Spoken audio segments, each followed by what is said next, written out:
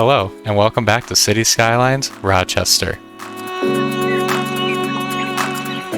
There's a lot in store for today's episode. We're going to be introducing trains and buses to the city with 2 new transit stations. I'll be sharing some history about the railway stations of Rochester.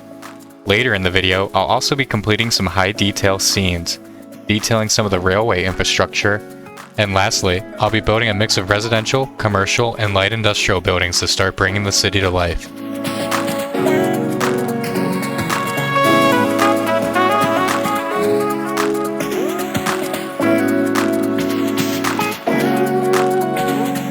To begin today's episode, I'm placing Central Avenue in the parking lot area just north of the Inner Loop Expressway.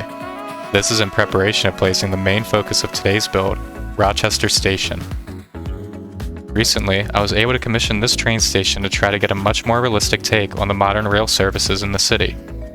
Revo recommended that I reach out to Zarix, and they were kind enough to lend their talents to create this stunning recreation of the current Amtrak station.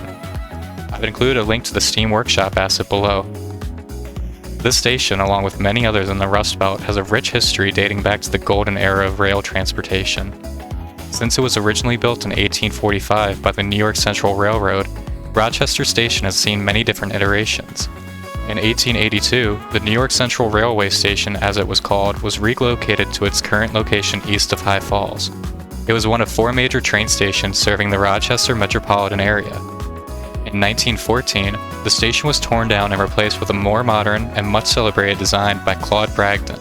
Bragdon Station was later demolished in 1965, a decision widely considered a mistake today after being sold to a private party. In 1978, after years of neglect, the station was once again remodeled and built using the controversial Amshack design. The 1978 design was planned to be a temporary structure, but it long outlived its welcome with many design flaws which led to both delays and utilized low platform stations, forcing passengers to use steps to board trains.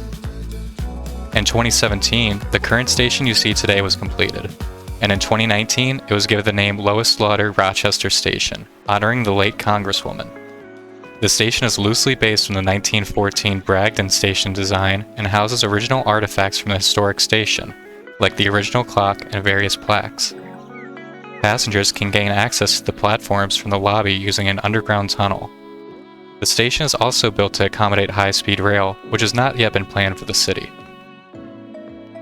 With the current Amtrak service, train trips to New York take about 7 to 9 hours at the crawling speed of around 50 to 60 miles an hour, and only 70% of trains are on time.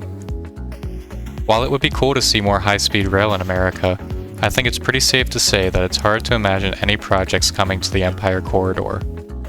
There has been plans proposed for a higher speed rail option that would reach speeds of around 125 miles an hour, but with a project cost of $15 billion, it's been a hard sell for budget proposals. A true high-speed option using maglev trains was outright rejected due to project costs nearing $50 billion. It would be nice to see more investment in high-speed rail, and the benefits are hard to overlook.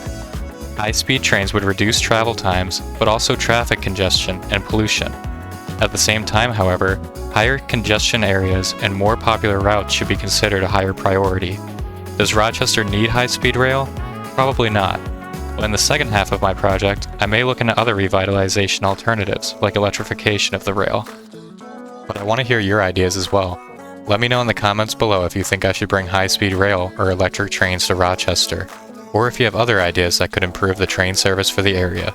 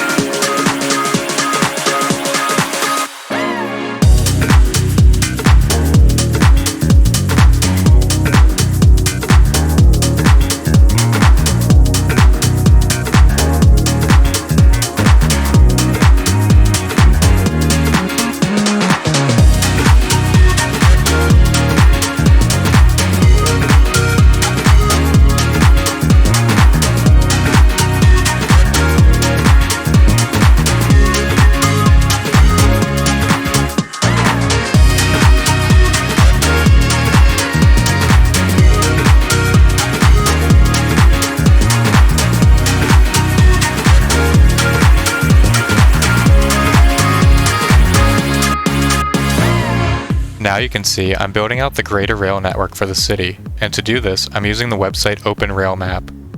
I'm doing my best to place the tracks where they belong, but for now, I'm just trying to get them in the correct general area. Later in the video, you'll see that I go for a higher level of detail for the rail network featured in the build. I want this build overall, and especially downtown, to have the same high level of detail and realism. To do this, I have to focus on smaller areas at a time. I'm hoping that this project, along with my Pittsburgh project, will push the limits of this game for building a realistic city.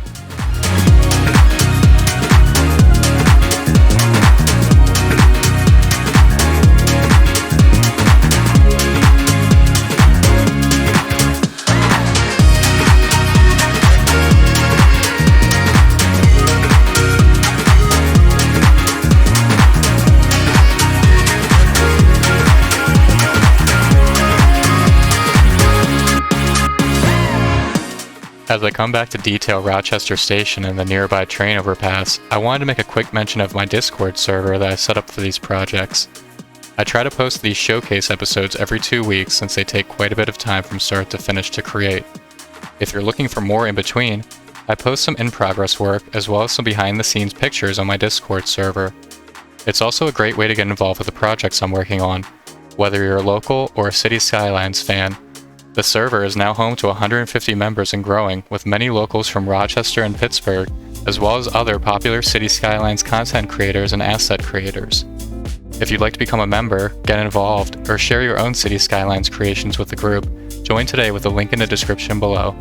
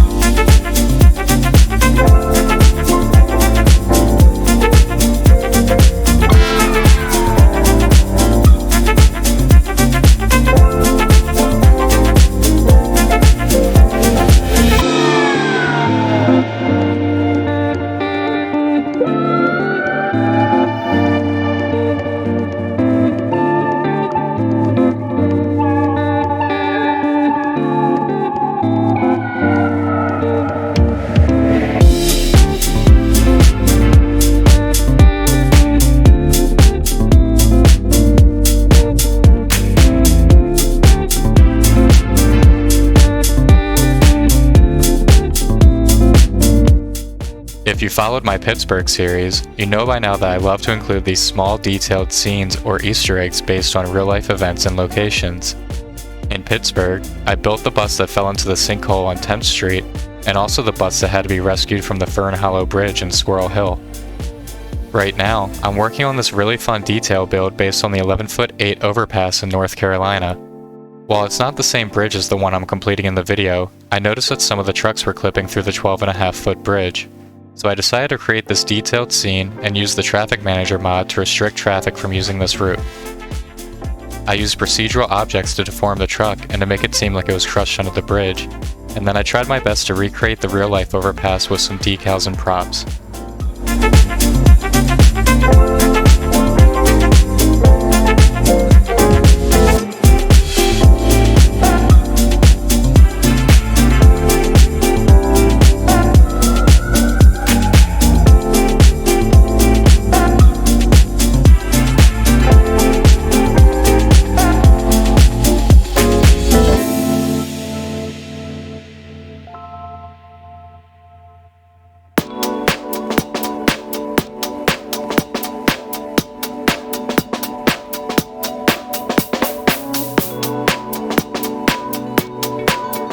Now that I have some trains running through the city and the station is functioning, I'm moving on to work on some of the commercial and industrial nearby. To do this, I'm using some of the tricks I recently learned in procedural objects to distort buildings easily into the shapes that I need. In the past, I've used the customization tool in PO to change the shape of buildings and to create these angled versions, but I recently watched this video by the Phoenician which revealed a much easier way to complete this, without dealing with the individual vertices. If you're a PO user, I definitely recommend checking out this feature. Procedural Objects is one of the best mods for controlling the look and feel of your city, and it's a must for those who like to detail. It's pretty easy to get lost in the rabbit hole of features for procedural objects, but if you're looking for a tutorial on the basics, I've included my beginner's tutorial above to help get you started.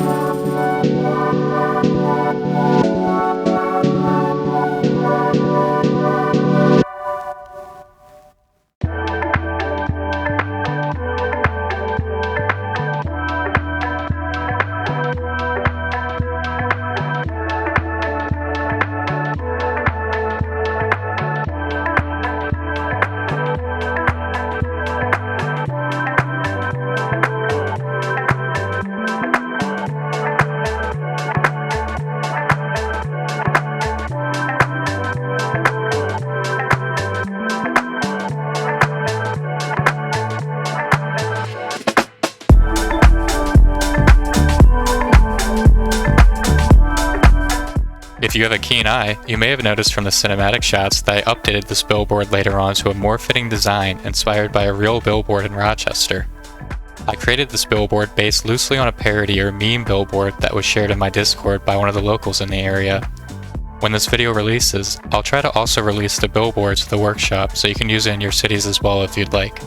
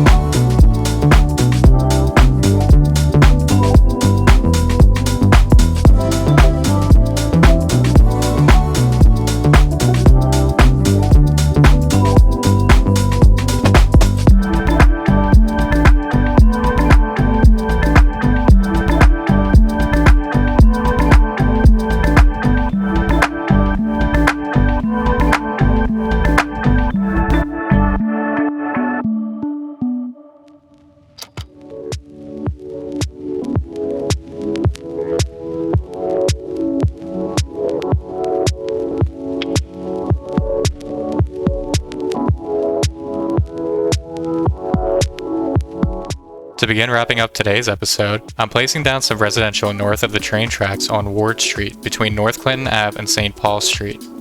I'm hoping that these new apartments will bring the city to life a bit and support the new commercial and industrial I built near the station earlier in the video. Later on in the video, I'll also be completing the High Falls Terrace Park nearby.